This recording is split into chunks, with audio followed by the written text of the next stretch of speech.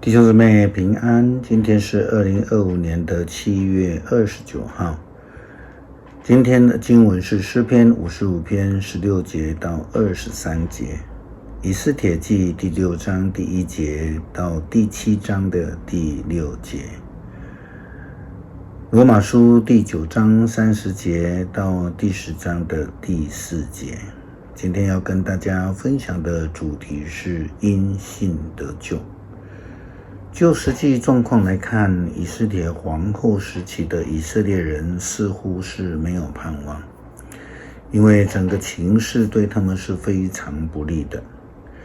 整个的国家最有权力的第二个人计谋要灭掉整个以色列民族，但是事实上他们只能够依靠上帝的救恩，只能够因信得救，就如同三峡教会在1900年的时候所盖的第一间礼拜堂，在完成后，屋梁上面被放置了一个墓碑，想要做主住在里面的人就是牧师或是传道人，但是有上帝的保守，一切都非常的平安。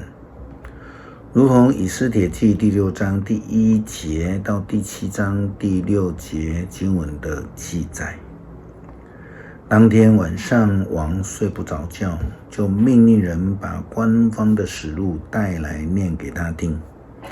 记录当中有一段提到末底改怎样揭发一个暗杀亚哈随鲁王的阴谋。这阴谋是由2个看守殿门的太监辟探和提列计划的。王问，为了这件事情，我们赐给了什么样的荣耀和地位给末底改？王的仆人回答，什么都没有。王问，有谁在院子里？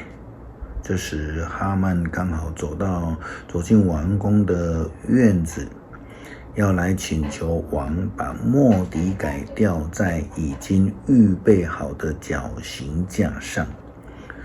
仆人就回答，哈曼在这里，等着要见王。王说，引他进来。哈曼进来了，王就对他说，有一个人，我很想赐他荣耀给他，我该怎么做？哈曼心里想，王那么想要赐荣耀的人还有谁呢？当然是我了。所以他就向王建议，我要赐荣耀的人应该这样待他，叫一个人一身王自己穿的王袍，还要一套装饰着华丽的龙头套在御马的头上，然后命令王最尊贵的一位大臣替这个人穿上王袍，扶他上马，替他牵着马在城里面的广场上游行。他们游行的时候，这大臣要在他的前面喊说，看啊，王这样对待自己赐荣誉的人。王就对哈曼说，好，赶快把王袍和马带来，照着你刚刚的建议，把荣耀赐给那坐在王宫门口的犹太人末底改，一件也不可少。于是哈曼把王袍和马带来，给末底改穿上王袍，扶他上马，替他牵着马在城里面的广场游行，一面走一面在前面向民众喊着，看啊，王这样对待自己要赐荣誉的人。游行完了，末底改回到王宫面前，哈曼却以垂头丧气地赶回家。他把所遭遇到的事一一地告诉妻子希里斯和所有的朋友。他的妻子和那些聪明的朋友告诉他，你对末底改已经无能为力了，他是犹太人，你没有办法阻止他，你一定会在他的面前败落。他们还在谈话的时候，王宫的太监到了，催哈曼赶快去赴以斯帖的宴会。第7章第二天，王和哈曼再次去赴以斯帖的宴会。喝酒的时候，王又问以斯帖：王后以斯帖啊，现在告诉我，你想求什么，我都会给你，就是王国的一半，我也愿意给你。以斯帖回答：我若蒙陛下的恩宠，请答应我一个请求。我求你饶我的性命，也饶我同胞的性命。我和我的同胞都被出卖在刽子手的手下。如果我们只是被卖去做奴隶，我们一定会缄默，绝不会开口为这件事烦扰陛下。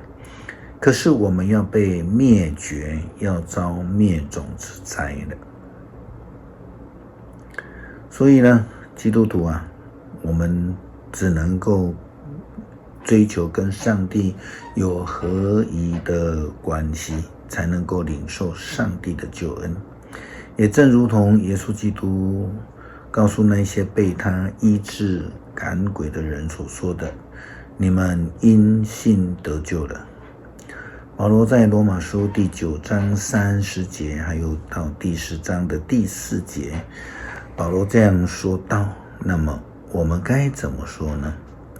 那些本来不寻求上帝的义的外邦人，却因信而得以成为义人；而那些寻求借着法律得以成为义人的以色列人，反而不能达到目的。为什么呢？因为他们不依靠信心，而依靠行为，结果正跌在那绊脚石的上面。正如圣经所说的：瞧，我在锡安放着一块绊脚的石头，是绊倒他们的石块。然而信靠他的人不至于失望。第10章，弟兄姐妹们，我们多么的热切的盼望我的同胞能够得救，也为着这件事不断的向上帝恳求。我可以证明他们对上帝确实很热心，可是他们的热心并不是以真知识为基础。他们不明白上帝的义，想自找门路，而没有顺服上帝的义。其实基督已经终止了法律的功效，使一切信他的人都得以成为义人。借着耶稣基督的权柄，透过众人的信心，那恶者的律法将被终止。在以斯帖王后的时代，哈曼的情形也是如此。也相信这样的应许也会发生在不久的台湾。诗篇55篇16节到23节。但是我要向上帝求帮助，上帝一定会拯救我。无论早晨、上午、晚上，我要向他悲欢申诉，他一定会垂听。我在战斗中面临大敌，他要带领我从战场上平安归来。从太古掌权的上帝一定会听我。挫败他们，因为他们不肯改变，不敬畏上帝。我从前的同伴攻击他的朋友，他违背了自己的诺言，他把嘴唇比奶油还要滑，他心里面充满了仇恨，他的言语比油还要柔润，其实正像一把出鞘的利剑，把重担卸给上主。他一定扶持你，他绝不让义人失败。当上帝啊，你要把凶徒推入死坑，你要使骗子夭折。至于我要一心的信靠你。恳求慈爱的主帮助我们，在我们软弱觉得绝望的时候，赐给我们坚定的信心，来靠主得胜。祷告奉主耶稣基督圣名求，阿们。